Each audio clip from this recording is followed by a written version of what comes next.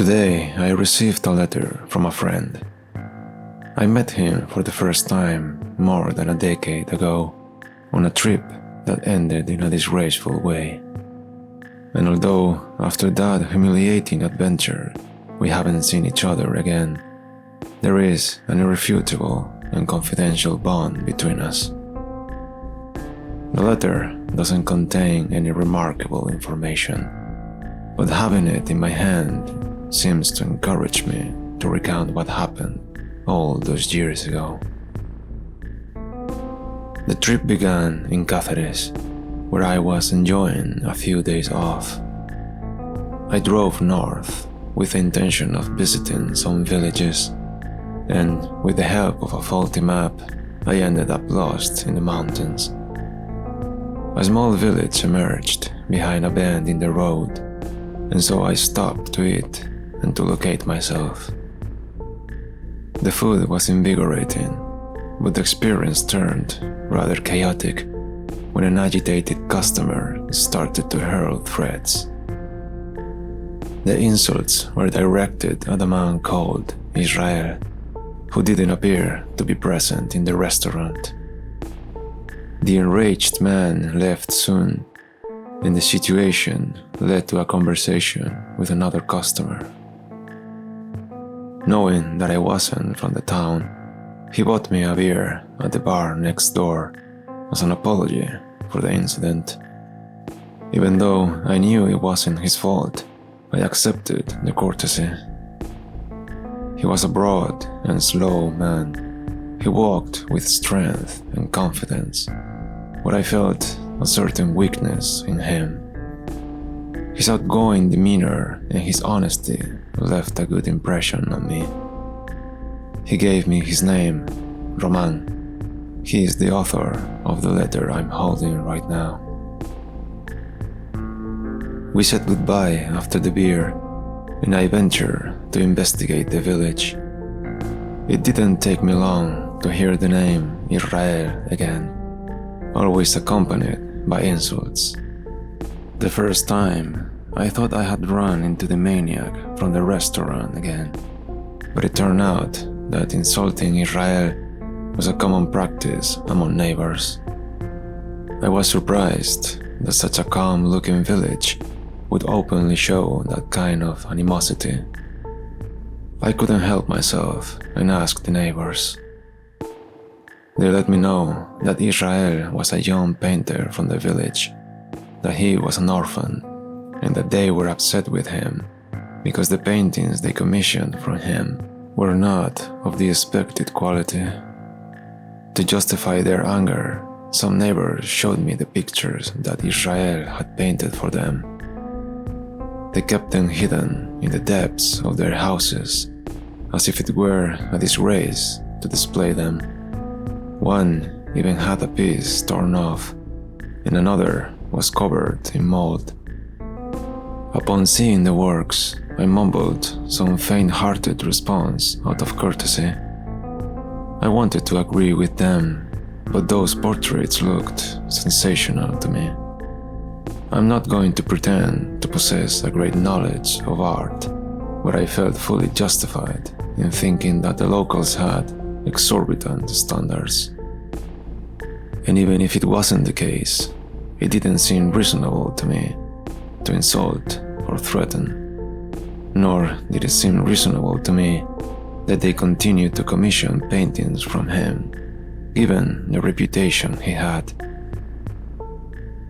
I decided to visit Israel.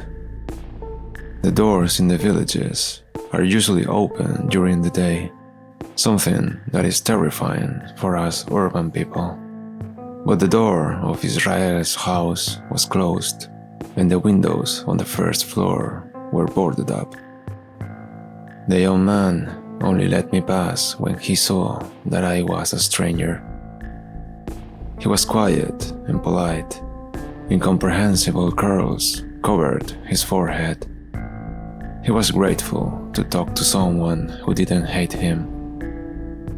I thought it prudent not to bring up the subject of the paintings directly and steered the conversation towards more mundane matters. We liked each other, and the trust that was formed between us meant that some questions could not be postponed any longer. He replied that he knew why people insulted and threatened him, and why, despite this, he continued to receive orders. However, he refused to give more information. He had no problems with showing me the portraits he was working on, and I honestly let him know that I thought they were wonderful. He began to retouch one of them and spoke. Perhaps they are, but I don't paint them with passion. They are nothing more than a degrading job. He painted without energy or authority. His posture corroborated the words. I advised him to move to a big city. Israel explained to me that he was aware that his talent could bring him a lot of money and fame, but he preferred his hometown. It was getting dark and we said goodbye. I promised to come back one day. A handful of neighbors saw me leaving Israel's house and quickly surrounded me. They overwhelmed me with questions about the painter. They wanted to know what he was doing, what he was painting, when he would leave the house. The behavior of the people began to seem pathological to me. From their hasty comments, I knew that something had happened 3 years ago. I didn't want to take part in that madness, and so I left them behind. At the entrance of the village, I met Roman. He warned me that it was dangerous to drive at night on those roads, and he invited me to spend the night at his house. The unusual behavior of the neighbors had piqued my curiosity, and I accepted the offer. I had dinner with Roman and his family, and went to bed early. The sound of breaking glass and a scream woke me during the night. Someone was calling for the thief to be caught. I ran to the window, and from there I could see 2 men fighting. Soon more neighbors appeared and threw punches at the thief. One of them snatched the loot from the criminal, and then the punches and kicks were directed at him. The object changed hands a couple of times, and the holder always received the fury of the group. I couldn't tell what that precious loot was.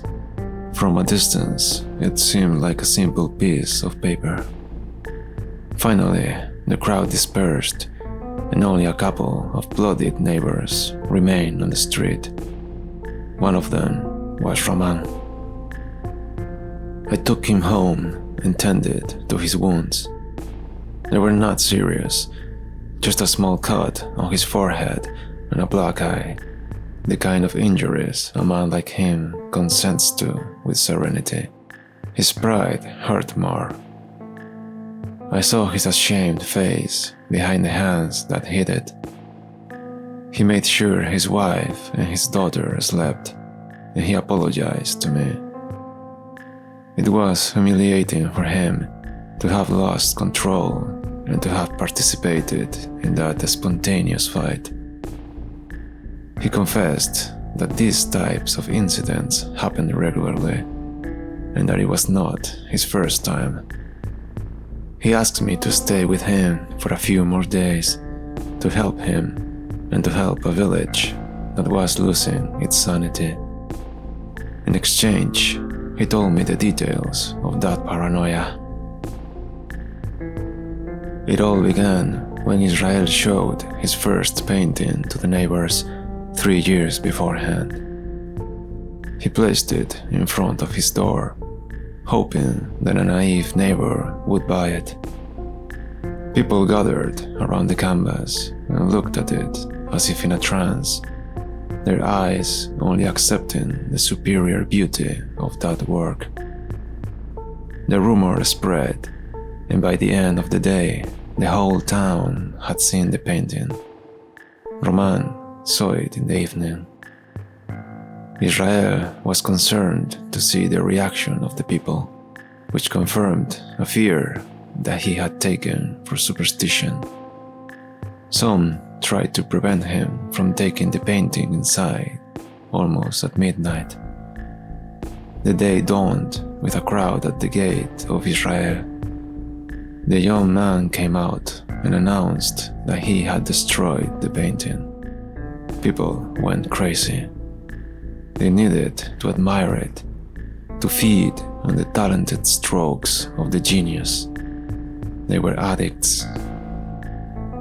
Israel, wanting to calm the crowd, promised that he would accept commissions thereafter. Orders piled up, but the customers were never satisfied. The new paintings, despite their quality, didn't have the hypnotic magic of the first. I remembered the apathy with which he created them. The people demanded Israel's true talent, and when the author refused, they attacked him and threatened him, blinded by anger.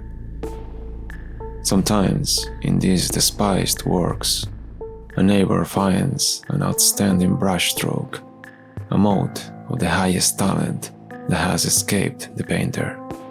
And so he rips out that fragment and treasures it. Contemplating it helps him to recover his sanity.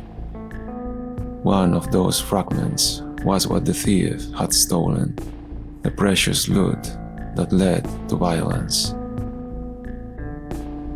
I visited Israel the following day. I told him that I knew the truth. He confirmed it. My idea was to convince the young man to show some of his real paintings again, the ones he paints with passion. But through his silence and his sad expression, I knew that it was a possibility that he had already pondered and discarded. He told me, "I haven't left the town because that would end up driving people crazy. Showing my paintings would even be more dangerous.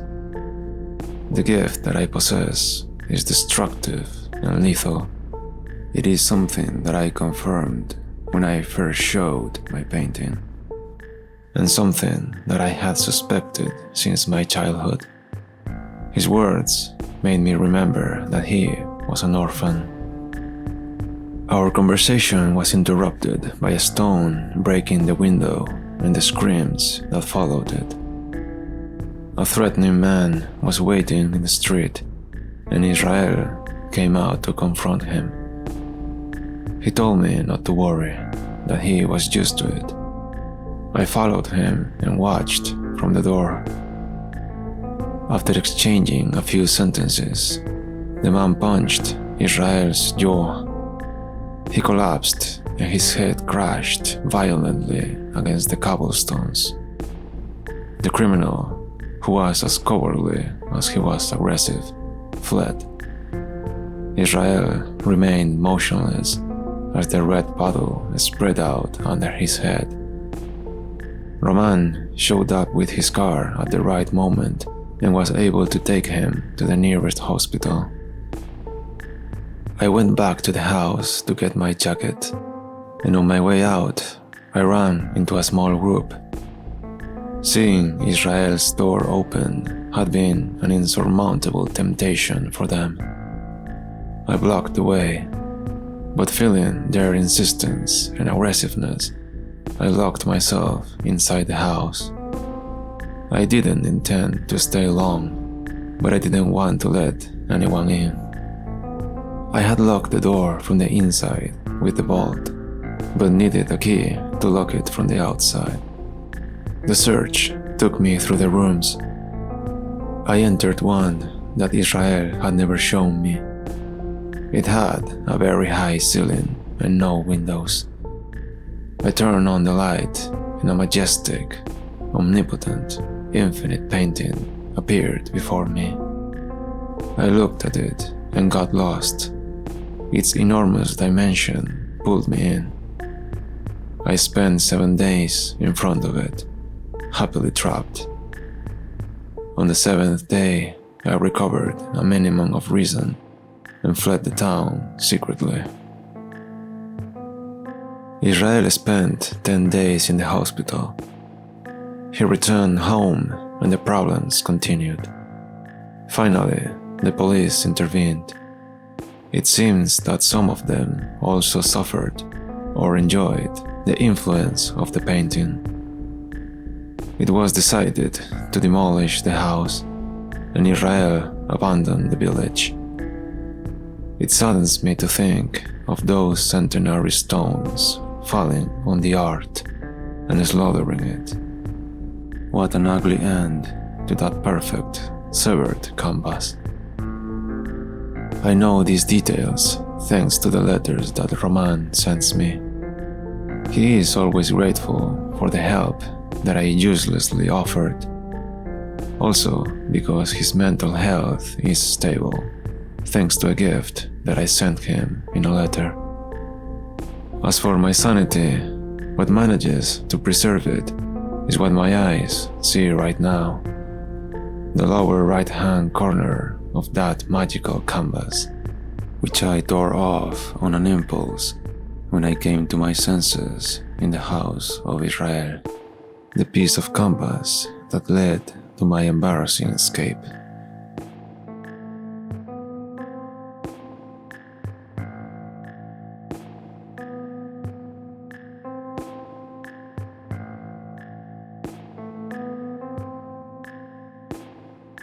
I hope you enjoyed this video. If you did, please consider giving a like and subscribing to the channel. Have a good day.